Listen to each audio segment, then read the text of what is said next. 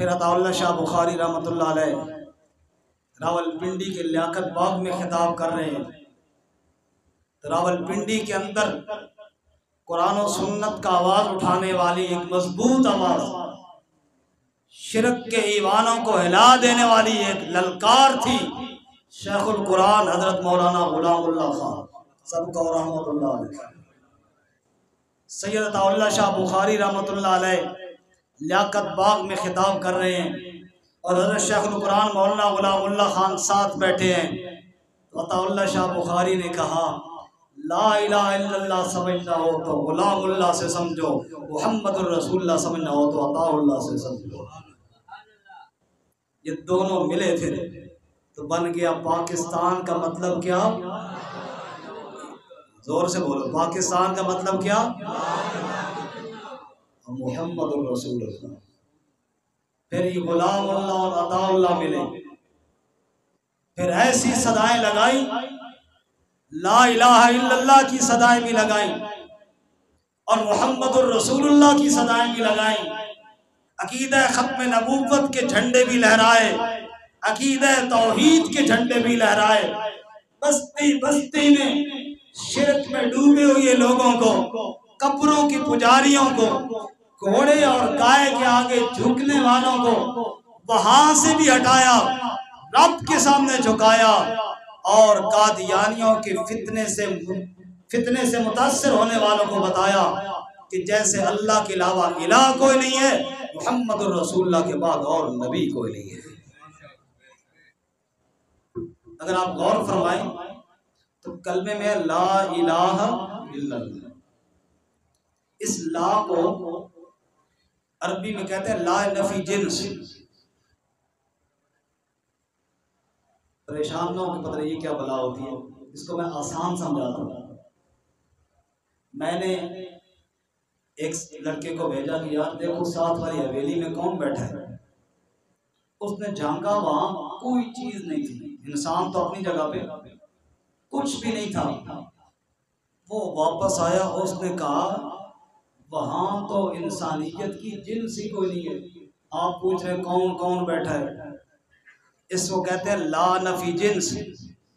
لا الہ الا اللہ، اللہ کے بعد الہ کی جنس ہی کوئی نہیں، اللہ کی ہی معبود برحق ہے.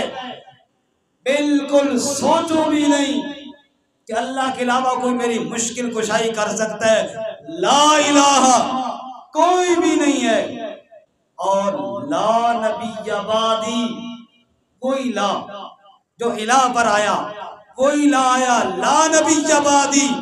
میرے نبی نے فرمایا میرے بعد نبی بھی کوئی نہیں ہے. جیسے اللہ کے بعد الہ کوئی نہیں ہے، محمد مصطفیٰ صلی اللہ علیہ وسلم کے بعد نبی کوئی نہیں ہے. اور لوگوں 6 ستمبر کو چھٹی کرنے والوں، تکبیر کی صداؤں نے 6 ستمبر والے دن انڈیا کے ٹینکوں کا رخ موڑا. کہو لا الہ الا اللہ. اور 7 ستمبر کو پاکستان کے آئین میں قادیانیوں کو کافر قرار دیا. کہو لا نبی بعدی، لا الہ الا اللہ 6 ستمبر کو ثابت ہو گیا پاکستان میں، اور لا نبی بعدی 7 ستمبر کو ثابت ہو گیا پاکستان. اور میں یہاں پر ایک بات اور بھی بڑے فخر سے عرض کرنا چاہتا ہوں، کیونکہ تحریک ختم نبوت میں لوگ گرفتار بھی ہوئے، جیل بھی جانا پڑا، مارے بھی کھائیں، شہید بھی ہوئے. اللہ سب کی قربانیوں کو قبول فرمائے. یہ جو باہر ساتھی بیٹھے ہیں ان سے گزارش ہے آگے آگے آ جائیں. سامنے جگہ ہے، کمروں میں بھی جگہ ہے، پنکھے بھی موجود ہیں وہاں پہ. سامنے بیٹھیں گے ایک دوسرے کو دیکھیں گے تو بڑا اچھا رہے گا. آگے آ جائیں ساتھی، آگے آ جاؤ. برآمدے میں بھی جگہ ہے، پیچھے کمروں میں بھی جگہ ہے. باہر دھوپ پہ کیوں بیٹھتے ہیں؟